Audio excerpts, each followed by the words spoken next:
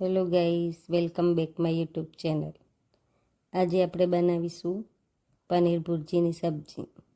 તો પહેલાં ગ્રેવી માટે આપણે તેલ લઈ લઈશું. તેલ ગરમ થઈ જાય એટલે આપણે તેમાં ખરા મસાલા નાખીશું. કાજુ અને લસણ નાખીશું, કટિંગ કરેલી ડુંગળી, ટામેટાં અને ધાણાની ડાળી નાખી દઈશું. પછી આપણે તેમાં સૂકું લાલ મરચું, ધાણા જીરું પાવડર અને મીઠું નાખી દઈશું અને તેને 2 મિનિટ સુધી મિક્સ કરી લઈશું. 5 મિનિટ સુધી આપણે તેને ઢાંકીને મૂકી દઈશું અને પછી મસાલો ઠંડો થાય એટલે આપણે તેની ગ્રેવી બનાવી લઈશું.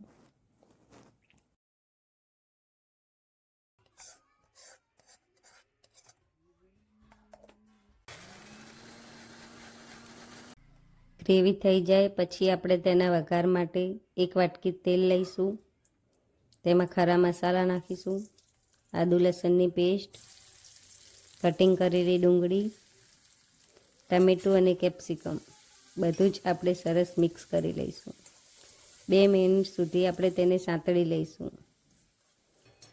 2 મિનિટ પછી આપણે તેમાં 2 ચમચી સૂકું મરચું, 1 ચમચી ધાણા જીરું પાવડર, 1 વાટકી આપણે તેમાં પનીરનો મસાલો નાખીશું અને 1 ચમચી મીઠું નાખીશું.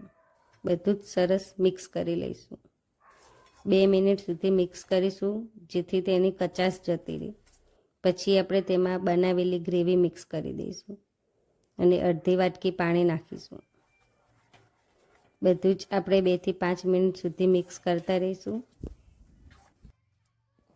5 મિનિટ સુધી હવે આપણે તેને થવા દઈશું. મેં અહીંયા પહેલેથી જ પનીરને છીણી લીધું હતું. હવે આપણે તે પણ મિક્સ કરી દઈશું. બધું જ સરખી રીતે મિક્સ કર્યા પછી 2 મિનિટ સુધી આપણે તેને થવા દેવાનું. સરસ રીતે થઈ જાય પછી આપણે તેમાં કટિંગ કરેલા લીલા ધાણા નાખી દઈશું. તે પણ આપણે બરાબર રીતે મિક્સ કરી લઈશું. તો તૈયાર છે હોટલ જેવી જ પનીર ભુરજીની સબ્જી. આવી જ રેસીપી જોવા માટે અમારી ચેનલને લાઈક કરો, શેર કરો અને સબસ્ક્રાઈબ કરો.